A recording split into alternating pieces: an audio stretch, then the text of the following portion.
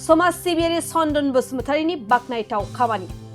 गसाइगावनि पानवारि गामियाव गासै मोनब्रै क्लाबफोरनो जार्सिजों लोगोसे जोलुर बल राननानै होदों।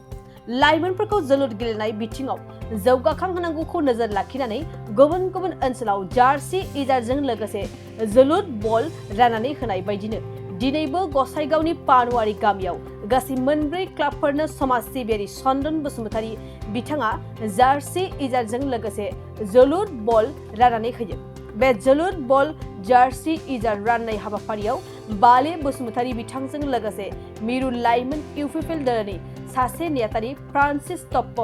मालागुरि प्राइमारि इउपिपिएल दलनि आफादगिरि नेहाथारि बिथांमोनजों लोगोसे मालागुरि आरो पानवारि ओनसोलनि गोबां सानसुमै आरो गोबां गेलेगिरि बिथांमोनखौ बाहागो लाफानायखौ नुनो मोननाय जायो। बे हाबाफारिनि गेजेरजों नुजाफैनाय लाइमोनफोरखौ फेग्रा मुवा बाहायनाय, गाज्रि खामानि मावनाय बेफोरनिफ्राय गोजानाव थानानै गेलेनाय बिथिङाव बयबो गोसो होनानै साफा साफा मोजां गेलेगिरि जानांगौ, लोगोसे सोलोंथाइ बिथिङावबो बयखौबो गोसो होनांगौ होननानै खावलायो चन्दन एबा बाले बिथाङा।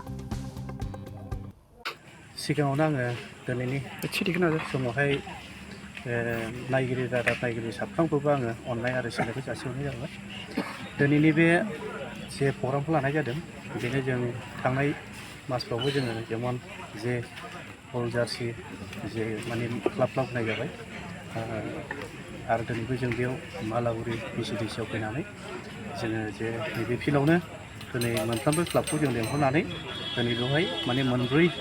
क्लाबनो जों बल आरो जार्सि होनाय जाबाय। बेनो जोंनि बे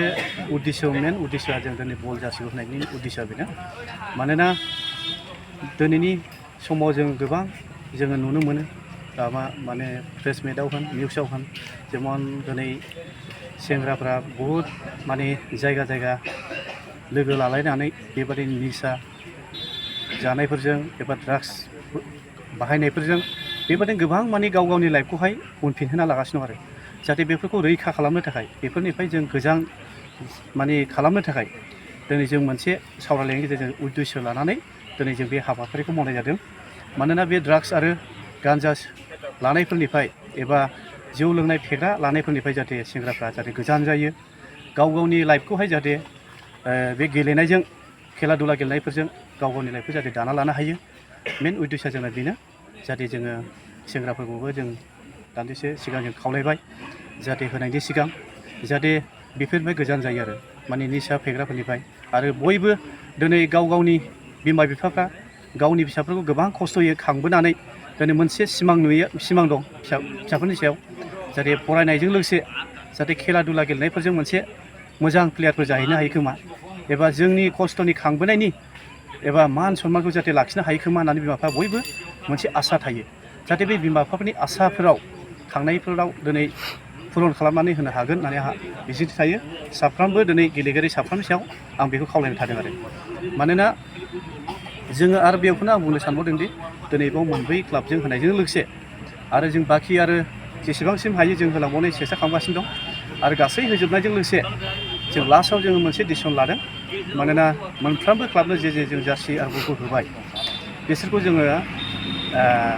टाइम एबा थारिख लानानै जों साफ्रोमबो प्लेयारफोरखौ एबा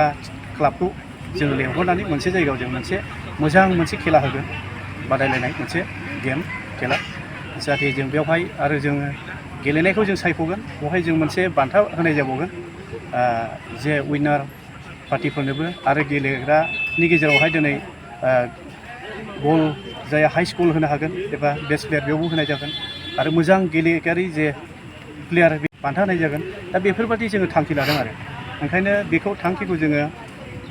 मावफुंगोन एबा जोङो समजों लोगोसे आरो बाखि जेसेबां जोङो राननांगौ दं बेखौ रानगोन। आरो बेनि गेजेराव जेसेबां मोनबाय बे मोनब्रै क्लाबाव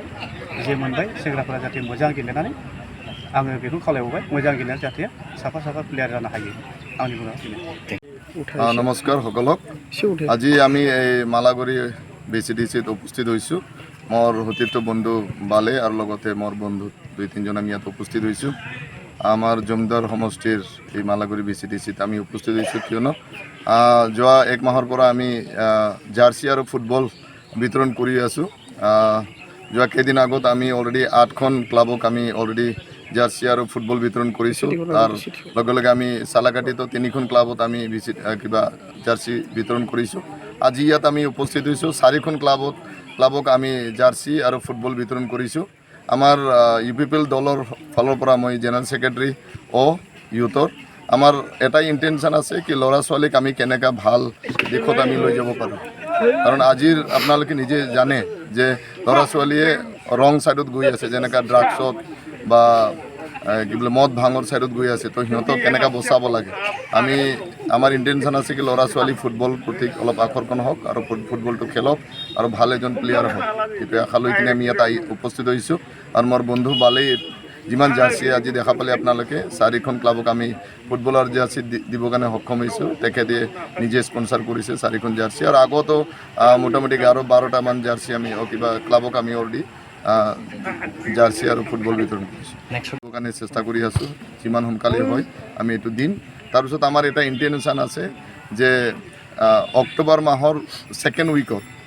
আমি এখন ডাঙৰ খেল পাতাৰ কাৰণে এটা আমি প্লান লৈ আছোঁ য'ত নেকি প্ৰত্যেকটো জাতি জনগোষ্ঠী ইয়াত বড়ো আদিবাসী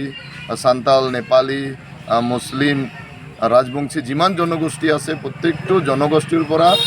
এখন বা দুখন দলে আহি কিনি তাতে খেলিব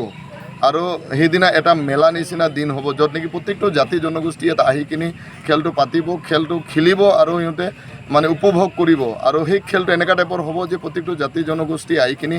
নিজৰ মানে কালচাৰ কলা কৃষ্টিটো দেখাব আৰু আমি দেখাব বিচাৰি আছোঁ যে আমি ইয়াত শান্তি দি আমি বসবাস কৰি আছোঁ এই BTC অঞ্চলত যেতিয়াৰ পৰা মই BTR আকত হোৱাৰ পিছৰ পৰাই আমি এই অঞ্চল এটা সময়ত ইমান মানে গণ্ডগোল আছিল মানুহে ওলাব পৰা নাছিল কিন্তু আজি আমি জানো এইখন অঞ্চলটো খুব শান্তিপূৰ্ণ শান্তি হৈ আছে শান্তি হোৱাৰ পিছত আমি আজি খেলৰ যোগেদি আমি এইটো জনাব বিচাৰিছোঁ যে আমি ইয়াত খুব শান্তিৰে বসবাস কৰি আছোঁ প্ৰত্যেকটো জাতি জনগোষ্ঠী মিলিখিনি সেইটোৱে আমি মানে বাৰ্তা দিব বিচাৰি আছোঁ जोनोम सान आरो गुबुन गुबुन गाब गोनां बुब्लिफोराव खुगा गोदै खालामनो जों लुबैयो केक नंगौ जोनोम सान आरो बायदि गाब गोनां बुब्लिफोराव नोंथाङाबो लुबैयो केक मोनफ्रोमबो बुब्लियाव केकआ बयखौबो मुहिहोयो आरो देहाखौ थाजिम मोनहोयो बेबायदिनो क'क्राझार सहर डन बस्क' HS स्कुल र'डनि वार्ड नं 4आव दं नोंथांखौ मुहिहोग्रा आरो थाजिम मोनहोग्रा गोथाव केक गोथार जोनोम सान फालिनाय बायदि गाब गोनां बुब्लिफोराव खुगा गोदै खालामनो नोंथाङा लांफैनो हागोन क'क्राझारनि बेकारि एन्ड कनफेक्शनारि रेस्टुरेन्टआव गोरबो सोलेर थाजिम मोनहोग्रा मेजेरनाय गोथाव केक बे गोथाव मेजेरनां केकखौ जानो लुबैदोंब्ला थोंजोङै मख'नाय थंआव थांनाबो लायनो हागोन आरो बिथांमोननि होखानाय 767601351888 8860607313 आरो 8800766409 जानबुं अनजिमायाव सुलादाना बुकिं अर्डारबो खालामनो हागोन अब्ला माखौथो नेना थाखो जोनोम सान आरो गाब गोनां बुब्लिनि थाखाय दान अर्डार खालाम बेकारि एन्ड कनफेक्शनारि रेस्टुरेन्टआव केक